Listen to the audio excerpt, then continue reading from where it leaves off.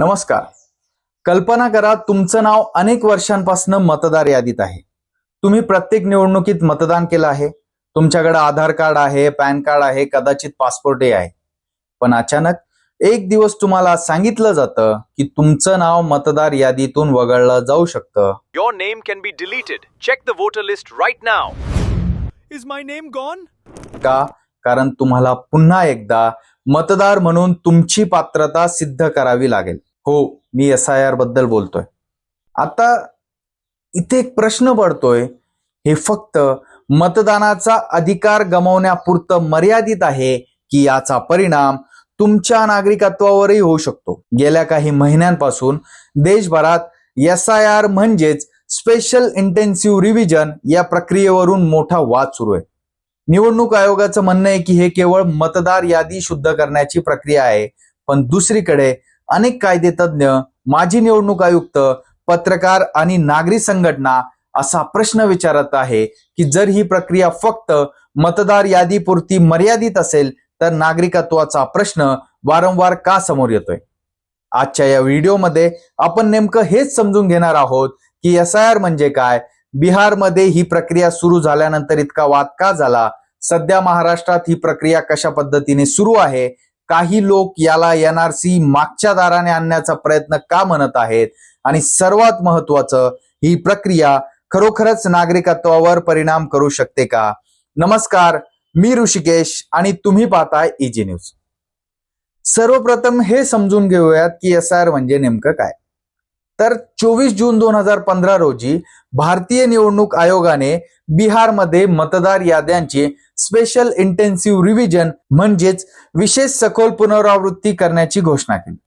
निवडणूक आयोगाचं म्हणणं होतं की मतदार यादीत त्रुटी असतात, काही लोकांचे मृत्यूनंतरही नाव यादीत राहते, काही लोक स्थलांतर करून दुसऱ्या ठिकाणी जातात, काहींची नावे एकापेक्षा जास्त ठिकाणी असतात, तर काही अपात्र लोकांची नावे देखील यादीत येतात. म्हणून मतदार यादी अचूक ठेवण्यासाठी वेळोवेळी सखोल पडताळणी करणं आवश्यक आहे. इथपर्यंत ऐकल्यावर वाटेल की यात चुकीचं काय आहे. खरं तर मतदार यादी अद्ययावत ठेवणं ही निवडणूक आयोगाची घटनात्मक जबाबदारी आहे. पण वाद इथून पुढे सुरू होतो. आता SIR ही जी प्रक्रिया आहे, या प्रक्रियेदरम्यान अनेक मतदारांना विविध कागदपत्रे सादर करण्यास सांगितलं गेलं. जन्म दाखला, शालेय प्रमाणपत्र, रहिवासी प्रमाणपत्र, जमिनीची कागदपत्र, पासपोर्ट, जात प्रमाणपत्र आणि नंतर सर्वोच्च न्यायालयाच्या सूचनेनंतर आधार कार्डचाही याच्यामध्ये समावेश करण्यात आला. आता इथेच एक मूलभूत प्रश्न निर्माण झाला, मतदार होण्यासाठी सर्वात पहिली अट कोणती? तर ती म्हणजे तुम्ही भारताचे नागरिक असायला हवे. म्हणजे जेव्हा आयोग तुमची पात्रता तपासणीसाठी इतक्या प्रकारची कागदपत्रे मागतो तेव्हा अनेकांच्या मनात प्रश्न निर्माण झाला की ही फक्त मतदार यादीची पडताळणी आहे की नागरिकत्वाचीही. याच कारणामुळे SIR वर टीका करणाऱ्यांनी एक मोठा आरोप केलाय. त्यांचं म्हणणं होतं की ही प्रक्रिया NRC सारखीच दिसत आहे. आता इथे एक गोष्ट समजून घेतली पाहिजे की SIR आणि NRC हे कायदेशीर दृष्ट्या वेगळे विषय आहेत. NRC म्हणजे राष्ट्रीय नागरिक नोंदणी, तर SIR म्हणजे मतदार यादीची विशेष पडताळणी. पण टीकाकारांचं म्हणणं आहे की दोन्ही प्रक्रियांमध्ये एक समान धागा आहे. दोन्ही ठिकाणी नागरिकांकडून मोठ्या प्रमाणावर कागदपत्र मागितली जात आहेत, त्यांच्या पात्रतेची पडताळणी केली जाते आणि जर कागदपत्रांमध्ये समाधानकारक माहिती मिळाली नाही तर त्या व्यक्तीच्या नोंदीवर परिणाम होऊ शकतो. म्हणूनच अनेकांनी असा आरोप केलाय की NRC थेट लागू न करता SIRच्या माध्यमातून त्याच दिशेने पावले टाकली जात आहेत. दुसरीकडे निवडणूक आयोगाने हा आरोप पूर्णपणे फेटाळून लावलाय. आयोगाचं स्पष्ट म्हणणं आहे की SIRचा NRCशी काही संबंध नाही. ही प्रक्रिया केवळ मतदार यादी शुद्ध करण्यासाठी आहे. कोणालाही नागरिक घोषित करणे किंवा नागरिकत्व काढून घेणे हा निवडणूक आयोगाचा अधिकारच नाही. म्हणून SIR ला NRC म्हणणं चुकीचं आहे. पण विरोधकांचा प्रश्न वेगळाच होता.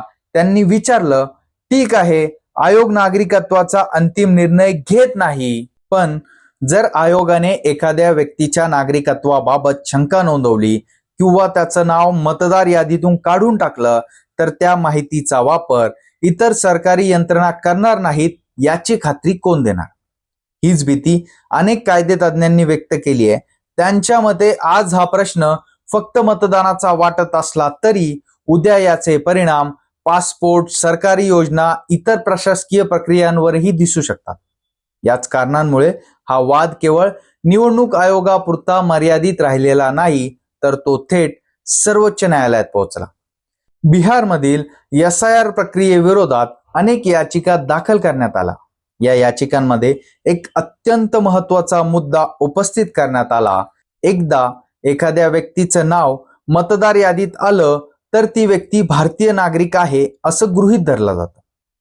जोपर्यंत त्या व्यक्तीविरोधात ठोस पुरावा उपलब्ध नाही तोपर्यंत तिला नागरिकत्व सिद्ध करण्यासाठी भाग पाडणं योग्य आहे का? याचिकाकर्त्यांचं म्हणणं होतं की SIR ही प्रक्रिया हेच गृहीतक बदलते. आधी राज्य नागरिकावर विश्वास ठेवत होतं, आता नागरिकालाच पुन्हा स्वतःचं अस्तित्व सिद्ध करावं लागत आहे. अगोदर देशाचे मतदार सरकार निवडत होते, परंतु आता तर सरकारच मतदार निवडत आहेत. आणि हाच या संपूर्ण वादाचा सर्वात महत्त्वाचा मुद्दा आहे. आणखी एक गंभीर प्रश्न उपस्थित करण्यात आला आहे. आपल्या देशात अजूनही लाखो लोकांकडे जन्मदाखले नाहीत, अनेकांकडे शालेय शिक्षणाची प्रमाणपत्रे नाहीत, अनेक गरीब, आदिवासी, स्थलांतरित आणि भूमिहीन कुटुंबांकडे सरकारी कागदपत्रांची संपूर्ण साखळीच नाही. अशा परिस्थितीत जर पात्रतेचं मोजमाप केवळ कागदपत्रांच्या आधारे होणार असेल तर सर्वात मोठा फटका कोणाला बसणार आहे? साहजिकच आहे, गरीब आणि वंचित समाजालाच. म्हणून अनेक सामाजिक संघटना म्हणत आहे की SIR ही प्रक्रिया सर्वांसाठी सारखी दिसत असली तरी तिचा परिणाम प्रत्येकावर सारखा होणार नाहीये. ज्यांच्याकडे संसाधने आहेत ते कागदपत्र जमा करतील, पण ज्यांच्याकडे कागदपत्रेच नाही त्यांचं काय? त्यामुळे विरोधकांचा आरोप होता की ही प्रक्रिया मतदार यादीच्या नावाखाली नागरिकत्वाची व्यापक पडताळणी करत आहे. तर निवडणूक आयोगाचं म्हणणं होतं की SIRचा उद्देश केवळ मतदार याद्या अद्ययावत ठेवणं हा आहे. मग हा वाद थेट सर्वोच्च न्यायालयात पोहोचला. सर्वोच्च न्यायालयासमोर एक मूलभूत व सर्वात महत्त्वाचा प्रश्न होता की मतदार यादी तयार करताना किंवा तिची पडताळणी करताना निवडणूक आयोगाला नागरिकत्वाशी संबंधित बाबी तपासण्याचा अधिकार आहे का? निवडणूक आयोगाने न्यायालयात सांगितलं की भारतात मतदानाचा अधिकार प्रत्येक व्यक्तीला मिळत नाही. मतदान करण्यासाठी काही कायदेशीर अटी पूर्ण कराव्या लागतात. त्यातील सर्वात महत्त्वाची अट म्हणजे मतदार हा भारताचा नागरिक असला पाहिजे. म्हणून जर आयोगाला मतदार यादी अचूक ठेवायची असेल तर मतदार त्या अटी पूर्ण करतो की नाही हे तपासण्याचा अधिकार आयोगाकडे असलाच पाहिजे. आयोगानं असा युक्तिवाद केला, जर नागरिकत्वाबाबत कोणतीही चौकशी करता आली नाही तर मतदार यादीतील त्रुटी कशा दूर करणार? या उलट याचिकाकर्त्यांनी या भूमिकेला जोरदार विरोध केला. त्यांचं म्हणणं होतं, एखाद्या व्यक्तीचं नाव मतदार यादीत आलं म्हणजे त्या व्यक्तीने त्यावेळेच्या सर्व कायदेशीर अटी पूर्ण केल्या आहेत असं गृहीत धरलं जातं. म्हणून अनेक वर्ष मतदान करणाऱ्या प्रत्येक नागरिकाला पुन्हा कागदपत्र आणायला सांगणं योग्य नाही. त्यांनी आणखी एक महत्त्वाचा मुद्दा मांडला की भारतीय कायद्यात प्रिझम्पशन ऑफ व्हॅलिडिटी म्हणजेच एक कायदेशीर गृहीतक. याचा अर्थ जोपर्यंत एखाद्या व्यक्तीविरुद्ध ठोस पुरावा नाही तोपर्यंत ती व्यक्ती कायदेशीर दृष्ट्या पात्र असल्याचं मानलं जातं. SIR मुळे हे गृहीतक उलटलं जात असल्याचा आरोप करण्यात आलाय. आधी सरकारला नागरिक अपात्र असल्याचं सिद्ध करावं लागायचं, आता नागरिकालाच स्वतः पात्र असल्याचं सिद्ध करावं लागत आहे. 27 मे रोजी सर्वोच्च न्यायालयाने या प्रकरणात महत्त्वपूर्ण निरीक्षणे नोंदवली. न्यायालयाने स्पष्ट केलं की निवडणूक आयोगाला मतदार यादी तयार करताना किंवा अद्ययावत करताना नागरिकत्वाशी संबंधित बाबी तपासण्याचा अधिकार आहे. कारण लोकप्रतिनिधी कायद्यानुसार मतदार होण्यासाठी भारतीय नागरिक असणं आवश्यक आहे. म्हणून मतदार यादीची शुद्धता राखण्याच्या दृष्टीने आयोगाला ही चौकशी करता येते. हे निरीक्षण अनेकांसाठी महत्त्वाचं होतं, कारण न्यायालयाने आयोगाचा अधिकार पूर्णपणे नाकारला नाही, पण इथे एक मोठी मर्यादाही घातली. न्यायालयाने स्पष्ट शब्दात सांगितलं ही चौकशी फक्त मतदार यादी तयार करण्यासाठी किंवा त्यामधील नावं समाविष्ट किंवा वगळण्यासाठीच केली जाऊ शकते. या पलीकडे आयोगाला कोणताही अधिकार नाही. म्हणजे निवडणूक आयोग नागरिकत्वाचा अंतिम निर्णय देऊ शकत नाही. तो कोणालाही भारतीय नागरिक नाही असं घोषित करू शकत नाही. हा अधिकार आजही इतर सक्षम प्राधिकरणाकडेच आहे. ही बाब समजून घेणं अत्यंत महत्वाचं आहे. परंतु मित्रांनो, इथेच संपूर्ण वादाचा केंद्रबिंदू आहे. विरोधकांचं म्हणणं आहे, होय, आयोग नागरिकत्वाचा अंतिम निर्णय घेत नाही, पण जर आयोगाने एखाद्या व्यक्तीबाबत शंका व्यक्त करून तिचं प्रकरण सक्षम प्राधिकरणाकडे पाठवलं तर त्या व्यक्तीला पुढे पुन्हा नागरिकत्व सिद्ध करण्याच्या प्रक्रियेतून जावं लागू शकतं. म्हणजे मतदार यादीपासून सुरू झालेला प्रश्न शेवटी नागरिकत्वाच्या चौकशीपर्यंत येऊन पोहोचतो. आणि याच कारणामुळे SIR वर टीका करणारे म्हणतात की प्रत्यक्ष परिणाम केवळ मतदानापुरते मर्यादित राहत नाहीत.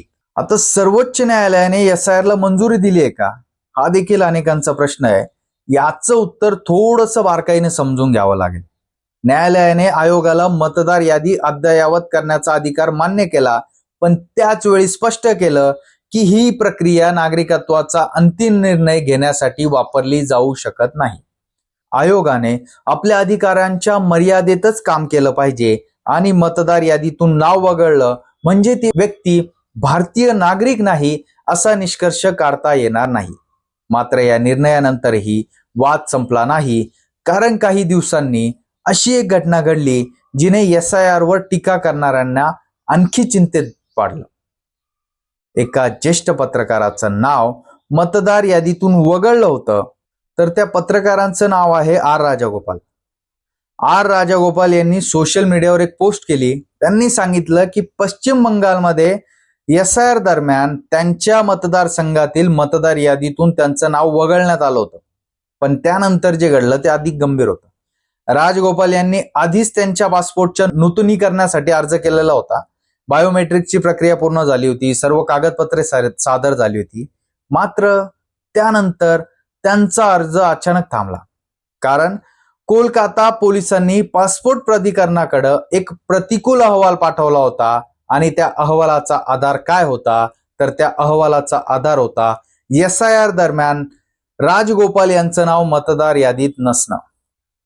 या सगळ्या घटनेबद्दल द टेलिग्राफचे माजी संपादक राजागोपाल यांनी फ्रंटलाईन या मीडिया हाऊसशी बोलताना म्हटलं की मला याचा मोठा धक्का बसला, कारण निवडणूक आयोगाने सर्वोच्च न्यायालयात सातत्याने असे सांगितलं होतं की SIR डेटाचा वापर केवळ मतदार यादीतील त्रुटी दूर करण्यासाठीच केला जाईल.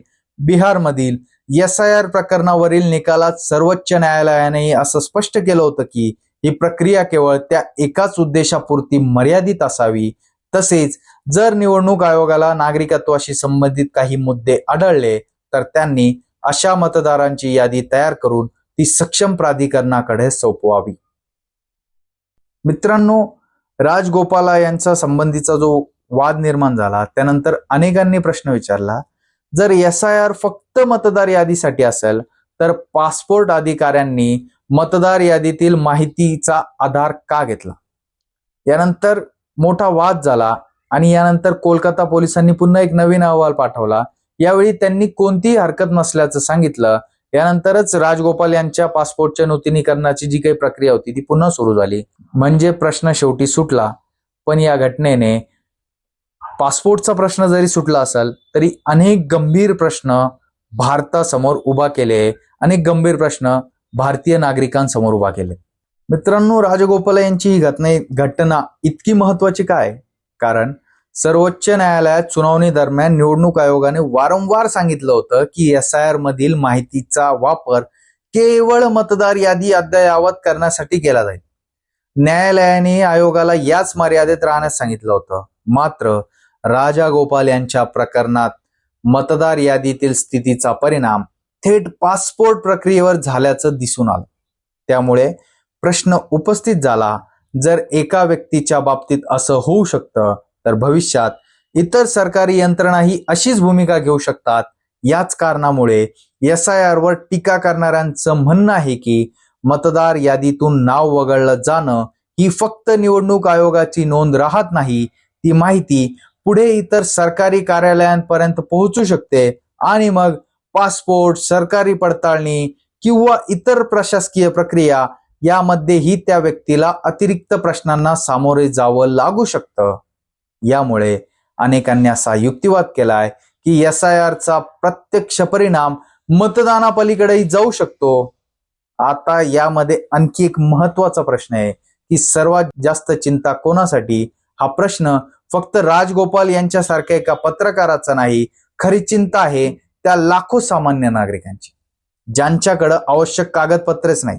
निवृत्त मेजर जनरल आणि असोसिएशन फॉर डेमोक्रॅटिक रिफॉर्म्सचे जे प्रमुख आहेत अनिल वर्मा यांनी याच मुद्द्यावर गंभीर चिंता व्यक्त केली. त्यांच्या मते गरीब, आदिवासी, भूमिहीन, स्थलांतरित आणि वंचित समाजातील अनेक लोकांकडे जन्म दाखले नाहीत, अनेकांकडे शालेय प्रमाणपत्र नाहीत, अनेकांकडे जमिनीची कागदपत्र नाहीत, काही लोकांनी आयुष्यात कधीच पासपोर्ट काढलेला नाही. मग अशी माणसं आपली पात्रता कशी सिद्ध करणार? मित्रांनो, बिहारमधील SIR सुरू झाल्यानंतर अनेक लोकांनी सांगितलं की त्यांच्याकडे आयोगाने मागितलेली अनेक कागदपत्र उपलब्धच नाहीत.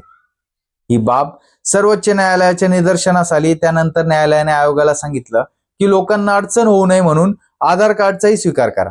यानंतर आयोगाने आधारचा समावेश केला. पण इथेही एक महत्वाचा प्रश्न उभा राहतो. आधार स्वीकारला म्हणजे प्रश्न सुटलाय का? तर उत्तर आहे नाही. कारण आधार कार्ड हे ओळखीचं कागदपत्र आहे, पण तो भारतीय नागरिकत्वाचा अंतिम पुरावा नाहीये. मित्रांनो, आता इथे आणखी एक मोठी अडचण आहे. असोसिएशन फॉर डेमोक्रॅटिक रिफॉर्म्सचे जे प्रमुख आहेत अनिल वर्मा, ते परत म्हणतात की समजा एखाद्या व्यक्तीकडे सुरुवातीला आवश्यक कागदपत्र नव्हती म्हणून त्यांचं नाव मतदार यादीतून वगळलं गेलं. आता पुढे जर त्या व्यक्तीला सक्षम प्राधिकरणासमोर जाऊन पुन्हा नागरिकत्व सिद्ध करायला सांगितलं तर त्याला पुन्हा त्याच कागदपत्रांच्या शोधात धावपळ करावी लागेल. म्हणजे एकाच व्यक्तीला एकाच प्रश्नासाठी वारंवार वेगवेगळ्या सरकारी प्रक्रियांमधनं जावं लागू शकतं. आणि ज्यांच्याकडे पैसा, वेळ किंवा कायदेशीर मदत नाही त्यांच्यासाठी ही प्रक्रिया स्वतःमध्येच एक मोठी शिक्षा ठरू शकते. माजी मुख्य निवडणूक आयुक्त OP रावत यांनी आणखी एक मुद्दा मांडला आहे. त्यांच्या मते नागरिकत्वाचा अंतिम निर्णय घेण्याचा अधिकार निवडणूक आयोगाकडे नाही, तो अधिकार केंद्रीय गृह मंत्रालयाकडे आहे. पण जर SIR दरम्यान एखाद्या व्यक्तीबाबत शंका व्यक्त झाली तर पुढे चौकशी कोण करणार? याच सरकारी यंत्रणा, जिल्हाधिकारी, उपविभागीय अधिकारी आणि स्थानिक प्रशासन, म्हणजे ज्या यंत्रणांनी SIR मध्ये काम केलं त्याच यंत्रणा पुढे नागरिकत्वाशी संबंधित चौकशीतही सहभागी असू शकतात.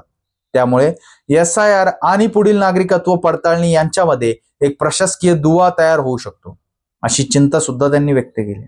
म्हणजे नेमकं भीती काय आहे हे समजून घेणं महत्वाचं आहे. आज SIR मुळे कोणाचं नागरिकत्व लगेच संपत नाही हे सर्वोच्च न्यायालयाने स्पष्ट केलंय. पण जर SIR मधून एखाद्या व्यक्तीच्या पात्रतेबाबत शंका निर्माण होत असेल तर ती व्यक्ती पुढं आणखी एका चौकशीच्या प्रक्रियेत जाणारच आहे. म्हणजे SIR हा शेवट नसून तो पुढील प्रशासकीय प्रक्रियेची सुरुवात ठरतोय.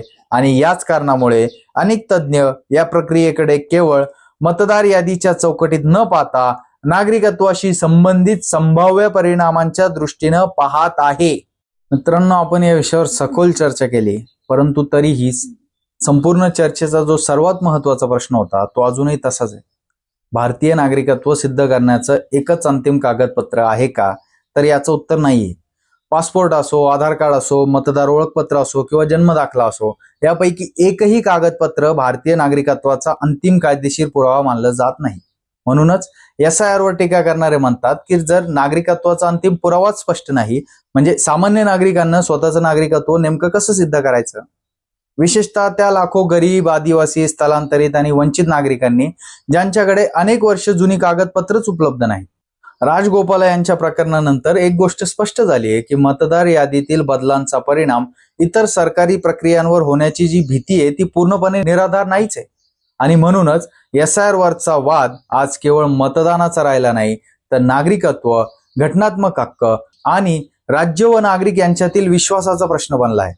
यापुढे ही प्रक्रिया कशी राबवली जाते, न्यायालयाच्या मर्यादेचं पालन होतं का आणि सामान्य नागरिकांच्या अधिकारांचं संरक्षण केलं जातं का, यावरच या संपूर्ण वादाचं भविष्य अवलंबून असेल. मित्रांनो, SIRच्या नावाखाली NRC सारखी प्रक्रिया जर राबवत असाल तर भविष्यामध्ये तुमच्या आमच्यासारख्या किती साऱ्या भारतीय नागरिकांना किती साऱ्या प्रॉब्लेम्सला सामोरे जावं लागणार आहे किंवा सामोरे जावं लागण्याची शक्यता आहे हे आपण आज या व्हिडिओमधून बघितलं.